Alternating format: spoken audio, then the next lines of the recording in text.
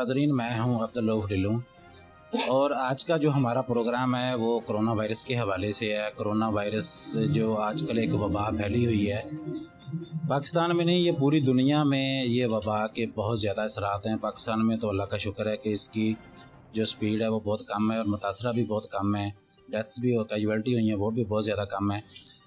तो हम इसी वाले से आगाही प्रोग्राम करते रहते हैं ताकि लोगों को इस बारे में अवेयरनेस मिले, कोरोना वायरस है क्या, इससे जो एहतियाती तदाबीर करनी है वो कैसे करनी है, इससे कैसे बचा जाए। तो मेरे साथ मेरे बहुत ही एक काबिल दोस्त मौजूद हैं, इरफान चौधरी एडवोकेट साहब। तो आज मैं उनसे ये सवाल करूँगा कि इरफान साहब, आजकल वायरस की वजह से मईशत पर जो बुरे असरात पड़ रहे हैं, आप इस बारे में हुकूमत को क्या तजवीज़ देंगे? बिस्मिल्लाहिर्रहमानिर्रहीम जी, बहुत शुक्रिया अब्दुल साहब। ये कोरोना वायरस की वजह से जो है वो बहुत ज़्यादा नुकसान हुआ है, ना सिर्फ पाकिस्तान का बल्कि पूरी दुनिया की जो है वो मईशत क्रैश कर गई है। लाखों का नहीं, करोड़ों का नहीं, बल्कि ट्रिलियंस जो है डॉलर्स का नुकसान हो चुका है। तो अरबाब इख्तियार से मैं यही रिक्वेस्ट करूँगा कि वो स्टेट जो भी काम करती है, हमारी आवाम जो है खुदारा उसको फॉलो करें और स्टेट जो कहती है उसको, उसके जो कानून जो कहता है, जो वो स्टेट कहना चाहती है उसको फॉलो करें। तो इसी में हमारी भलाई है। अच्छा इरफान साहब, मेरा दूसरा आपसे सवाल ये है कि जैसा कि हुकूमत ने दफ़ा 144 का नफाज किया हुआ है और यानी कि वो हुकूमत से यही अपील, लोगों से अपील कर रही है, आवाम से अपील कर रही है कि आप खुदारा घरों में रहें, हम आपकी हिफाजत के लिए बाहर मौजूद हैं। तो दफ़ा 144 को आप किस नज़र से देख रहे हैं कि हुकूमत का ये जो इक़दाम है ये बिल्कुल ठीक है? जी रऊफ साहब, जो आपने सवाल किया सेक्शन जो 44 है, तो मेरे ख्याल में ये क्योंकि स्टेट जो समझती है अपने शहरियों के लिए कि ये उनकी ज़िम्मेदारी है स्टेट की कि वो अपने शहरियों को बाउंड करे या उनको किसी बात से रोके, तो हमारा फ़र्ज़ बनता है कि जो स्टेट हुक्म हमें देती है, जो स्टेट हमारे मफादात के लिए काम करती है, हमें भी स्टेट की बात माननी चाहिए।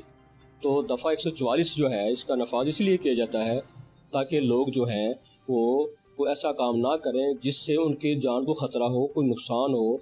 फ़र्ज़ करें, मैं इसकी मिसाल देता हूँ कि अगर गवर्नमेंट कहती है जी कि 144 में जो है आप डबल सवारी में जो है वो सफ़र ना करें, तो उसमें फ़ायदा तो जो है वो पब्लिक का ही है ना जनाब। इसमें उसका मकसद क्या है डबल सवारी का?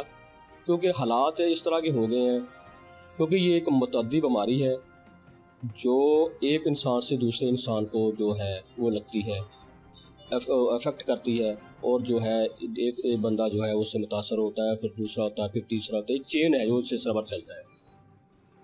अच्छा इरफान साहब, दूसरी बात यह है कि इमरान खान साहब ने लॉकडाउन में मज़दूर तबके को रिलीफ देने का कहा है कि मज़दूर तबके को हम बहुत ज़्यादा रिलीफ दे रहे हैं, और आज यानी कि उन्होंने लॉकडाउन में थोड़ा नरमी भी की है और कुछ जो यानी कि मुख्तलिफ़ टाइप के बिज़नेस हैं, जैसे ये सैलून हो गए और दूसरी जो छोटे छोटे बिज़नेस हैं उनको रिलीफ दिया है।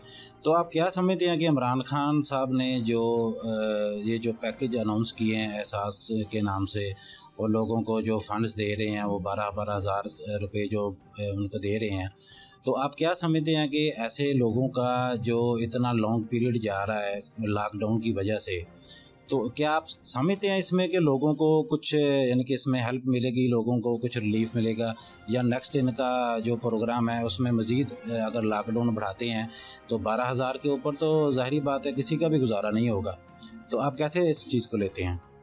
जी रऊफ साहब, इसमें न सिर्फ की गवर्नमेंट की ज़िम्मेदारी होती है, बल्कि मैं समझता हूँ जो अहले सरवत लोग हैं उनको भी आगे आना चाहिए और लोगों की खिदमत करनी चाहिए।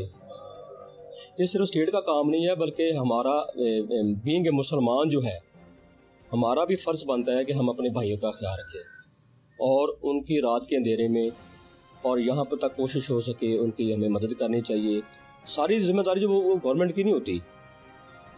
हम जो दोस्त किसी के लिए कुछ अगर करना चाहें तो बीइंग एक इंसान कह लें कि हमें उनकी मदद करनी चाहिए गवर्नमेंट के साथ साथ सिविल सोसाइटी को भी इसमें अपना जो है वो पार्टिसिपेशन करनी चाहिए, ताकि लोगों को रिलीफ मिल सके, उनकी इमदाद हो सके।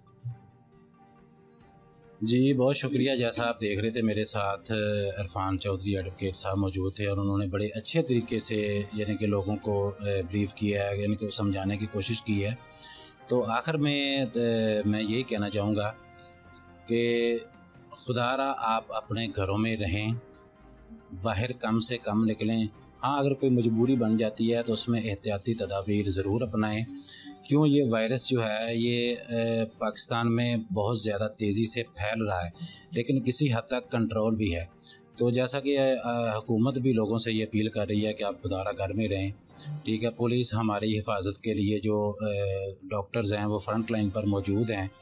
तो इसको जितना ज़्यादा रोका जाएगा, कंट्रोल किया जाएगा, क्योंकि इसकी कोई वैक्सीनेशन नहीं है, वैक्सीन इसकी कोई भी नहीं है, तो इसका इलाज यही है कि एहतियात। तो मेरी ये तमाम जो मेरे सुनने वाले उनसे रिक्वेस्ट है कि खुदारा आप घरों में अपने महफूज रहें, ठीक है, आइसोलेशन में रहें, घरों में रहें, ताकि हुकूमत के लिए कोई ज़्यादा परेशानी ना बन सके। Thank you so much.